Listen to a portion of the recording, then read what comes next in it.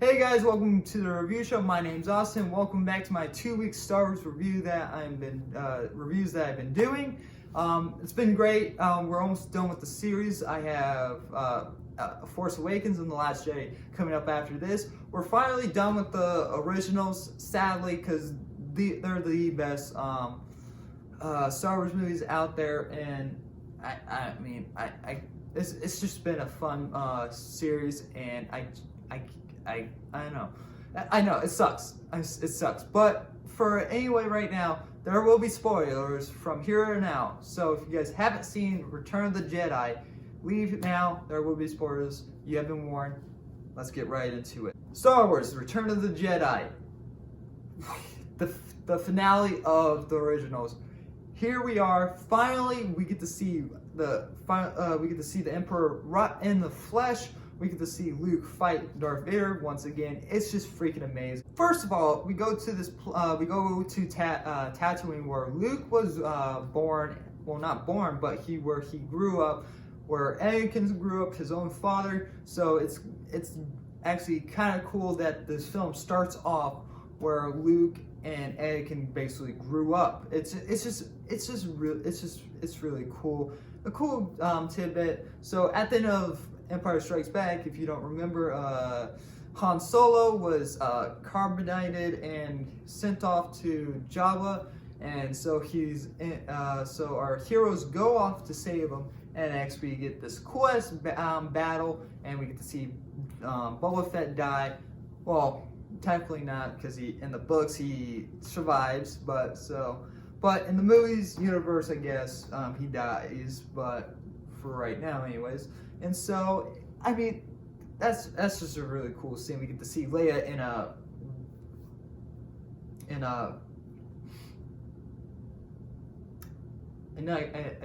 nice costume.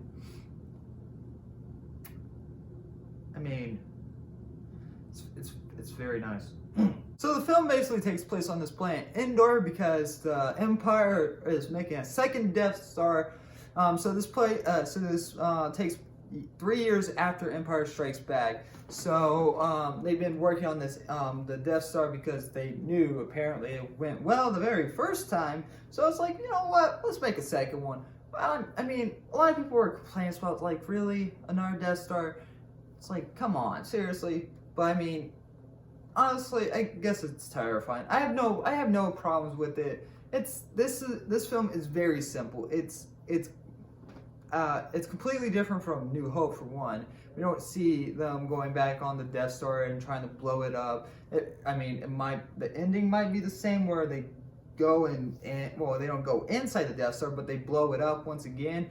But it's really cool that we get to see this planet Endor that has this, and basically the film just takes place there. But the reason why that they're there is because they got information how to blow it up, and blow it up basically again. And but they have no clue it's from Emperor Palpatine, because they have no clue that it's a trap. That's basically another reason why they made the Death Star, so they can lure in the rebels and just blow them up there and then. And it's just freaking amazing. We get to see actually the Death Star be used on ships, which is really cool. We don't get to see it used just on a planet. And it's like, if you got close up onto this thing, we already know that you could get fucked up, planets could get fucked up. But a fucking ship, you're just fucking dead. It's like, oh god, they're fucking firing at us. Alright, well, peace out. Alright. See ya. This film is just nothing but space battles. It's freaking amazing. We get to see Star Destroyers get blown up. We get to see rebel ships get the blow up, which is always a nice thing. What really bothers me in this film is these, I forget what they're called, but they're like these little tiny bears, I guess. I have no clue what they're called. I keep forgetting what they're actually called. But like, so it's honestly, they kind of had no purpose. They were just there to make toys. Oh god, I was about to burp. But they're supposed to make toys and all that, and so, but it's just, I mean, I guess they have a purpose. They help the rebels out. It's not like the Purgs and The Last Jedi where they have no purpose at all. They're just actually literally just there for toys.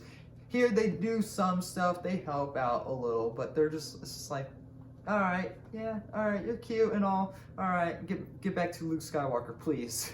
So it's just like, I mean, they're just there. It's fine that they're there, but they could have done without them. They could have figured something out. But I mean, this is an easy film. It's decent. The special effects in this film actually doesn't hold up as it actually used to, because there's this one scene that Luke and Leia are riding on these speeders, and so they have green screen behind them. It doesn't really look too well, as it probably actually looked good back in 1990.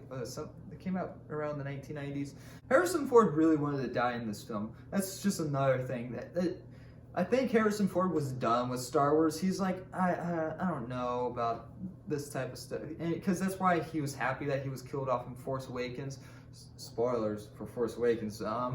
But so like, it's just like, I mean, it could have been good for him to go out like a hero in this one, but then I would be upset that we didn't get to see him in Force Awakens and all of that. So I'm glad that they didn't kill him off.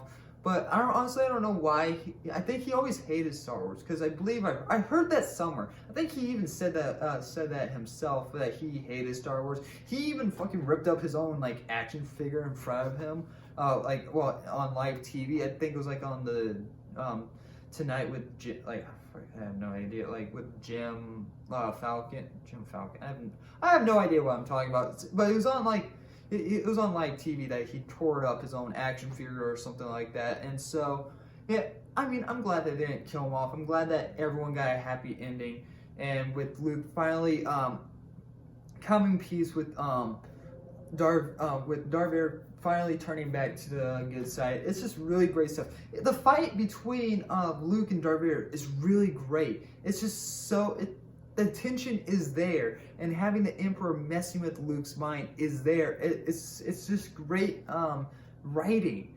Like, if I don't know, I just really like it, because with the Emperor, because the Emperor knows if Luke kills him, his training will be complete and he will be turned to the dark side, and that's why he's showing him outside the Death Star where his friends are being destroyed and killed left and right. It's just great stuff. And the music as well, when Luke actually decides to almost try to kill Darth Vader, is just great. That, I don't know, I always like that. Out of all the Star Wars like music, I really like that one, because it was different. It was like it didn't feel like it was supposed to be in there, but it actually really works, and it's the best fight scene actually, I think, in the Star Wars saga, at least the originals. So I don't know, it's really great. The special effects aren't that good, but I mean, this is actually, I believe, the shortest Star Wars one, the shortest one out of all the Star Wars movies. So it's not that too long. It might take elements from A New Hope in there, but it's just really great. And I mean, so yeah, but Emperor Palpatine dies, I guess. Well, dies. He does somehow unvaporize himself. That man got vaporized. Please don't tell me he's alive. But I mean, I don't know. God, jeez. It's all great stuff throughout. We get to see Anakin Skywalker as a Force ghost. Honestly, one thing is that there was a different guy that was playing Anakin Skywalker at the end of Return of the Jedi back when this came out, and so some reason George Lucas decides to change it to Hayden Christensen. I have no idea why. I mean, doesn't a Force ghost get to choose his form? I guess is that what George Lucas is trying to basically say? Is like Anakin liked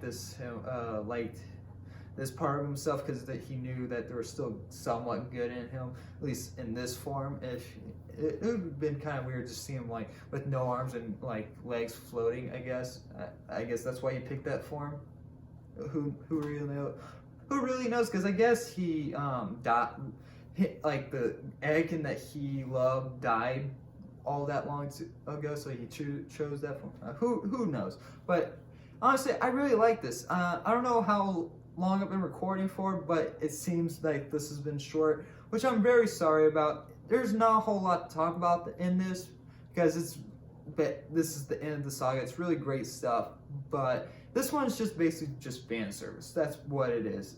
I don't know if you can have fan service in a original, but I mean, it's good stuff. It's just like you know what? This is the end of this original. We just want to wrap it up with big action. That's it. So anyway, I'm gonna give Return of the Jedi A-. It's really great stuff. Like there's nothing wrong with the originals, with some little nitpicks with creatures and